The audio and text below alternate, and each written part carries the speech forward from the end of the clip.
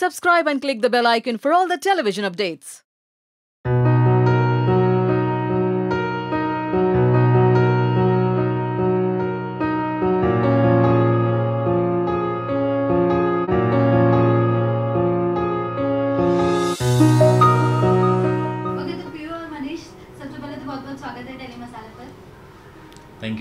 Thank you. Okay, love story segment है, सब बहुत ही ज़्यादा एक्साइटेड है जानने के लिए कि कब आप दोनों कैसे और कहाँ मिले। हाँ आप शुरू करें या मैं शुरू करूँ? अजी मैं ही बताता हूँ। हाँ। एक्चुअली हम एक दूसरे को 4 साल से जानते हैं। मैं उस समय एक फिल्म बना रहा था, डायरेक्शन कर रहा था मैं एक फिल्म की, तो मैं एक हीरोइन ढूंढ रहा था। उस फिल्म का नाम था एक थी गर्लफ्रेंड। सो मैं उसको डायरेक्ट कर रहा था, तो हम एक दूसरे को जानते थे, मतलब किसी के थ्रू हम मिले थे, बस नंबर एक्सचेंज हुआ था।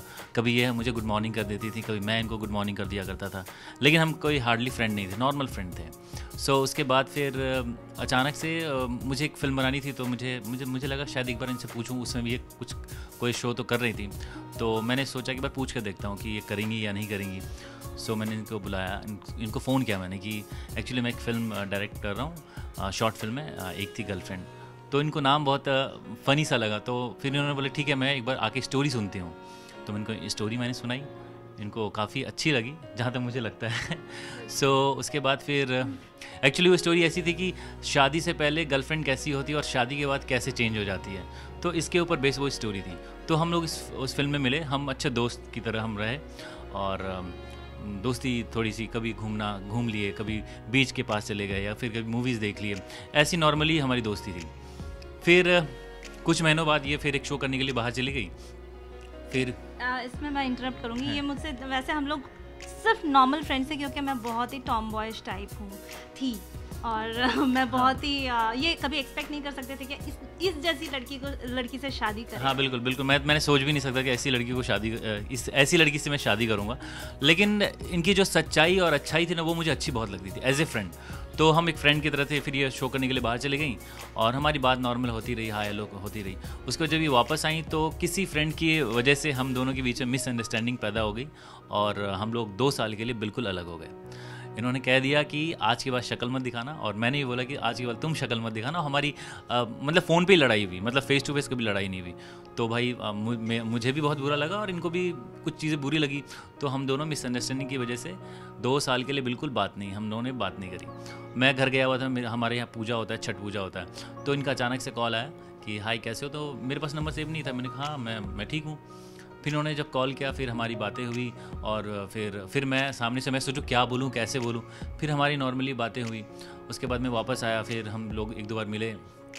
फिर हम नॉर्मल फ्रेंड के ही तरह ही थे, ऐसा कुछ नहीं था कि हम एक दूसरे को लाइक करते थे या पसंद करते थे। बस अंदर से वो था कि यार मतलब मेरे साथ इसने ऐसा कैसे किया, इनके भी दिमाग में था कि इसने मेरे साथ ऐसा कैसे किया। तो हम नॉर्मल फ्रेंड की तरह ट्रीट करते रहे। उसके बाद फिर धीरे धीरे आप कुछ आप बताएंगी? मैं एक्चुअली डेप्थ में चली गई। ये सोचने लगी कि क्या सारी वैसे मैं बंगाली हूँ, और खाटी बंगाली। ये शुरुआत तो करूँ? भूल जाएंगे। नहीं, मैं बिल्कुल नहीं भूलने दूंगी, क्योंकि मैं फिर से वही कंटिन्यू करूँगी। और ये बिहार से बिलोंग करते हैं, but born and brought up in Kolkata, Malda से। सो इनकी पढ़ाई परवरिश सब कोलकाता में हुई है। सो ये प्रॉपर पूरे तरीके से वो बंगाली ही टाइप्स बन गए हैं, और मैं बंगाली हो के भी मैं बंगाली टाइप्स नहीं हूँ। सो फिर भी मैं बंगाली हूँ। और हमारी लव स्टोरी कैसे शुरू हुई? सो हम लोग एक दूसरे के बहुत गंदे वाले दुश्मन बन गए थे। सो जो 2 साल हम लोग अलग रहे हैं, हम लोग बहुत अच्छे दोस्त थे, वेल विशर्स थे एक दूसरे के। हम अलग होने के बावजूद भी हम एक दूसरे के बारे में सोचते थे। कोई बुरा बोलता था एक दूसरे के लिए, सो हम बोलते थे नहीं ऐसा नहीं हो सकता है, ठीक है, we are not talking with each other, though we were not talking with each other, but still हम लोग ये मानते थे कि नहीं वो ऐसे नहीं हो सकता है, या ये ऐसे नहीं हो सकती। उनके किसी के मुँह से हम दोनों एक दूसरे की बुराई नहीं सुन सकते थे। सो फिर बाद में इनके कज़िन है, उन्होंने बताया कि आप पीयू आप ना चलो सब छोड़ो, गिले शिकवे छोड़ो, आप बात कर लो एक बार, आप बात कर लो एक बार, आप माफ़ कर दो, ये वो ब्ला ब्ला ब्ला ऐसे हुआ। सो मैंने सोचा चलो यार 2-3 साल हो गए, अब बात नहीं कर रहे हैं एंड हम जानते हैं एक दूसरे को कि हम बहुत अच्छे हैं, अच्छे फ्रेंड्स रहे हैं और अच्छे फ्रेंड्स हैं। सो क्यों इस तरीके से, वन लाइफ ऑन अर्थ, सो चलो कब क्या हो जाए, सो इससे अच्छा है कि हम बात कर लेते हैं। सो मैंने एक दिन कॉल किया, मैंने बोला चलो मनीष सब छोड़ो ये सब, अब एक दूसरे को माफ़ कर लेते हैं। मैंने तो माफ़ कर दिया, चलो। सो उसके बाद उन्होंने बोला अच्छा ये टेढ़ी लड़की ऐसे कैसे सीधी हो गई। तो मैंने उनको उनके जो थॉट है वो मैंने चेंज किया कि वो सोच भी नहीं सकते थे ये तो ऐसे तो बदतमीज़ लड़की है, ये कैसे अंदर से कैसे अच्छी हो सकती है। नहीं, ये गलत बोली, नहीं, ये बदतमीज़ बिल्कुल नहीं है। वो कहते हैं ना कि मैं बस इनके बारे में अगर कहूँगा तो ये बिल्कुल नारियल की तरह हैं, जो लड़कियों को होना भी चाहिए कि ऊपर से एकदम सख्त और अंदर से बिल्कुल नरम, जो बाकी लड़कियाँ भी होती हैं ये भी ऐसी ही हैं। क्योंकि अगर आप एक लड़की हो, क्योंकि आप कितने प्रॉब्लम्स होती हैं आपको पता है, हमारे इंडिया में कहीं भी अब लड़कियों के लिए बहुत सारे प्रॉब्लम्स होते हैं, इस वजह से ये ऊपर से बहुत कड़क है पर अंदर से बहुत सॉफ्ट है। सो मैं आगे की कहानी बताऊंगा कि उसके बाद हम नॉर्मल मिले, फिर होली आई और होली फेस्टिवल थी तो नॉर्मल हम लोगों ने होली खेला एक फैमिली के साथ। उसके बाद मैं एक शो करने के लिए बाहर चला गया था। सो उसके बाद मुझे लगता है कि ये बताएंगे तो ज़्यादा अच्छा लगेगा, ज़्यादा इंटरेस्टिंग बताएंगे क्योंकि वो पार्ट के बारे में मुझे नहीं पता। हाँ, एक लड़की हमेशा ये सोचती है कि उसके पार्टनर को कैसे देखती है। केयरिंग होना चाहिए, अंडरस्टैंडिंग होना चाहिए, लवेबल होना चाहिए and the most important thing is reliable partner होना चाहिए। और मेरी फैमिली में मेरे पापा ने मुझे लड़की की तरह परवरिश नहीं किया, लड़कों की तरह, और हर चीज़ में इंडिपेंडेंट बनाया है। फेस करने कोई भी चीज़ों को अकेले फेस करने के लिए मुझे वैसे सक्षम बनाया है। सो मैंने ये सोचा है कि दो आई एम इंडिपेंडेंट बट मुझे एक ऐसा पार्टनर चाहिए जो वैसे तो मैंने सोचा ही नहीं था कि मैं शादी करूँगी इस जन्म में, बट मेरे नसीब में पार्टनर इतना अच्छा, इतने प्यारे पार्टनर नसीब में लिखे हुए थे। सो मेरी फाइनली शादी हुई एंड वही तो बता रही हूँ। हाँ मैं भी एक्साइटेड हूँ कि अभी फिर से हाँ। सो मैं नहीं तो उस थॉट में जाने के लिए मैं पूरे तरीके से बताऊंगी कि मैं जो मेरा शो है कृष्णा चली लंदन, वो शो के लिए मैं फ्लाई कर रही थी Lucknow. So the day was 10 अप्रैल 2018। सो क्या हो गया मुझे नहीं पता, मेरी फ़्लाइट मिस कर दी मैंने मॉर्निंग में and I was quite panic. So क्योंकि पूरे दिन में और कोई फ़्लाइट थी नहीं, रनवे क्लोज था, सारे फ़्लाइट्स कैंसिल थे, सिर्फ एक ही फ़्लाइट थी जो कि शाम को, और मुझे एनी हाउ पहुँचना था लखनऊ। सो मैं क्या था मुझे नहीं पता उस दिन, क्या पता मैंने उनको कॉल किया और मैंने बोला कि Manish now I am feeling something for you, so I want to say something कि yes I do love you, क्योंकि हमेशा वो मुझे बोलते थे कि Piyu I love you, Piyu I love you. तो मैं हमेशा सोचती थी कि ये सच्चा है, ये सच्चा है, चलो छोड़ो मजाक है। बट वो चीज़ को मैंने उस दिन फील किया और मैंने सोचा no, this is the right time and right day to give the reply to Manish. So कि yes now I am ready for the marriage and let's get married. क्योंकि हम दोनों का थॉट ऐसा है कि जो आजकल की यंगस्टर्स डेटिंग पे जाते हैं और आई डोंट अंडरस्टैंड ये डेटिंग होता क्या है। सो मैंने उनको, जब मैं फ्लाई कर रही थी ना, मैं बैठी हुई थी and at that take off हो रहा था, उसी टाइम मैंने बोला कि अभी मैं एयरप्लेन मोड में डाल दूंगी, उससे पहले मैं कुछ बोलना चाहती हूँ। So yes I do love you and I want to get married with you. So he was shocked. लेकिन मैं अब इसके बारे में मैं बताऊंगा। वो एक्चुअली महीना था अप्रैल। सो मुझे ऐसा लगा ये मुझे अप्रैल फुल बना रही है, 10 अप्रैल था तो मुझे बिल्कुल लगा ये तो बिल्कुल अप्रैल फुल बना रही है मुझे। सो मैंने बोला कि ठीक है मैं वापस आता हूँ, उसके बाद हम देखते हैं। मतलब एक दिमाग में चल रहा था कि यार ये झूठ बोल रही है, सच बोल रही है, अप्रैल फुल बना रही है। जब ये 1 महीने बाद वापस आई और मैं इनको पिक करने गया एयरपोर्ट, तो जब ये आई और मैं इनको दूर से देख रहा था कि जैसे ये हम लोग पहले ना लड़ते थे, बहुत लड़ाई करते थे, एक दूसरे को देखते थे, मतलब एक अंदर से अजीब सी वो एक ना फाइटिंग वाली हम तुम जैसी मूवी होती वो उस टाइप की हम लोगों की स्टोरी चलती रहती थी।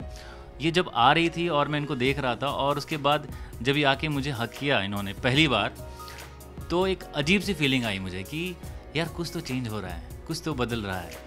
और फिर वो अप्रैल फूल मुझे अप्रैल फूल नहीं बल्कि मुझे ऐसा लगा कि नहीं ये रियल फूल है। सो वहाँ से फूल सॉरी सो वहाँ से हमारी लव स्टोरी स्टार्ट हुई। और इनका ये कहना था कि हम जो है ना बाकी लोग जो लड़कियाँ या लड़के जो करते हैं कि लिविंग में रहते हैं या फिर लव करते हैं, 2-3 साल डेट करते हैं एक दूसरे के को, उसके बाद फिर अलग हो जाते हैं, वो किसी और से शादी कर लेता है, वो किसी और से शादी कर लेता है। इनका ये कहना था कि नहीं, हम पहले शादी करेंगे उसके बाद लव करेंगे। फिर मुझे ना वो चीज़ बड़ी अच्छी लगी यार, सच में पहले शादी उसके बाद लव करें तो ज़्यादा बेस्ट है। फिर और कहते हैं ना कि एक सच्चा दोस्त अगर वाइफ के रूप में मिल जाए आपको या और हस्बैंड के रूप में आपको मिल जाए तो वो लाइफ बहुत अच्छी होती है। तो थैंक्स टू गॉड कि मुझे ऐसी लाइफ पार्टनर मिली है। सो मैं बहुत हैप्पी हूँ उनके साथ और आई होप ये भी खुश होंगी मेरे साथ। Me too happy, me too. So हमारी कहानी बनी थी, मतलब आज भी मैं वो याद करता हूँ। एक थी गर्लफ्रेंड जो कि मेरी अब वो वाइफ है। सो हमारी लव स्टोरी मतलब स्टार्टिंग कहते हैं ना कि दोस्ती जैसे हम एक दूसरे को जानते हैं वहाँ से शुरुआत हुई थी। फिर 2 साल हम लोगों को गैप मिल गया, हम लोग एक दूसरे से बात नहीं की। फिर 2 साल के बाद हम लोगों ने से नॉर्मली बात करी, फिर एक साल ऐसे ही चला। उसके बाद फिर धीरे धीरे मुझे फीलिंग आई, मैंने इनको बोल दिया। उसके बाद इन्होंने बोला कि नहीं राइट टाइम पे मैं बोलूँगी। मैं बोला ठीक है, इट्स ओके। फिर मैं भी अलग हो गया, लेकिन फिर इन्होंने बाद में एक्सेप्ट किया। फिर उसके बाद हमने अभी लास्ट मंथ सितंबर 12 सितंबर को हमने शादी की और पूरी फैमिली की मर्जी से शादी की। ऐसा नहीं है कि लव कम अरेंज है। सो फैमिली भी बहुत हैप्पी है और अभी हम लोग भी बहुत खुश हैं एक दूसरे के साथ। और हम लोग हनीमून अभी तक गए नहीं है, हमने प्लान किया है। हाँ अभी प्लान किया है, लेकिन सच कहूँ तो टाइम बिल्कुल नहीं मिल रहा है। ये बिजी और मैं भी अलग से बिजी रह रहा हूँ, कभी ये कभी वो, तो अभी टाइम बिल्कुल नहीं मिल पा रहा। प्लान करेंगे, प्लान तो प्लान बिकॉज इनका बर्थडे है 15 जनवरी। सो हमने ये प्लान किया है because cut to cut shoot हो रहे हैं हमारे। सो हमने ये सोचा है कि 15 जन में हम दोनों मनाली या लद्दाख। हाँ प्लान तो किए हैं, देखते हैं अभी, क्योंकि मैं एक्ट के अलावा मैं थोड़ा डायरेक्शन भी कर लेता हूँ, मैं एडिटिंग भी कर लेता हूँ। तो माय हस्बैंड, ये तो मुझे बोलने दीजिए कि मेरे हस्बैंड जो है he is very creative, he is really allrounder, like he is an actor, he is a director and he is an editor too. So I am really proud of you, I am really lucky to have you as a husband, as a friend, as everything I can say. So I love you. I love you too. So last time भी मैंने, और हमेशा मैं I love you पहले बोलती हूँ। हाँ तो कोई पहले ही हमेशा I love you बोलते थे। मैंने बोला राइट टाइम आने तो फिर मैं बोलती हूँ। ये बोलती हैं और मैं बाद में टू बोलता हूँ। नहीं ऐसा नहीं है, मजाक कर रहे हैं, ये बहुत बोलता है I love you। बहुत खूबसूरत रही आप लोगों की ये लव स्टोरी। अपने फैंस को कोई मैसेज देना चाहेंगे कि उनकी प्यार में उनकी लाइफ में प्यार कितना मायने रखता है और बिना प्यार के कैसी होती है जिंदगी? देखिए अगर मैं लड़कों की बात करूं तो मैं ऐसा कहूँगा कि अगर आपको जिस दिन सच्चा प्यार दिख जाए ना तो उसको वेस्ट मत कीजिए या उसको जाने मत दीजिए, शादी कर लीजिए। क्योंकि सच्चा प्यार ना एक ही बार मिलता है और फिर क्या है ना, अगर वो चली गई ना तो फिर वो वापस कभी नहीं मिलता, फिर आप ढूंढते रहेंगे। कहते नहीं, कहावत है ना कि आप कोई कहेगा कि यार इससे अच्छा मिलेगा या इससे अच्छा मिलेगा। आप जब अच्छे की तलाश में रहेंगे, एक first second third fourth fifth, उसके बाद जब वापस आएंगे ना तो सब खत्म हो जाता है। सो अगर आपको सच्चा प्यार मिलता है उसे पकड़ लो, जकड़ लो, उसको जाने मत दो बस। यस और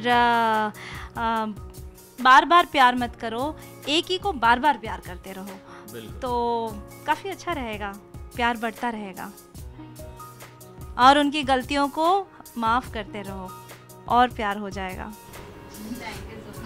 और मैं इनके लिए एक गाना गाना चाहूँगा। जब हम लोग अलग से जब ये शूट पे रहती हैं या मैं घर पे रहता हूँ या मैं शूट पे रहता हूँ, ये घर पे रहती हैं, तो जब हम एक दूसरे को मिस करते हैं तो ये मेरा बहुत फेवरेट गाना है और मैं उनको बहुत पसंद भी करता हूँ, जिनकी आवाज़ में मैं कोशिश करूँगा गाने की। आप खुद ही पहचान जाएंगे वो कौन है।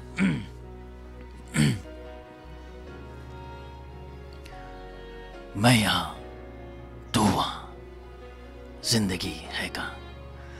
मैं यहाँ तू वहाँ, जिंदगी है कहाँ। मैं यहाँ तू वहाँ, जिंदगी है कहाँ। तू ही तू है सनम, देखता हो जहाँ। नींद आती नहीं, याद जाती नहीं। नींद आती नहीं, याद जाती नहीं। बिन तेरे अब जिया जाए ना। मैं यहाँ तू वहाँ, जिंदगी है कहाँ। ये अमित जी का गाना है, आपको आई होप कि पसंद आया होगा। सो जब भी हम जुदा होते हैं, अलग होते हैं, सो हम ऐसे ही गाना गाते हैं, एक दूसरे को सुनाते हैं और एक दूसरे को मिस करते हैं इस तरीके से।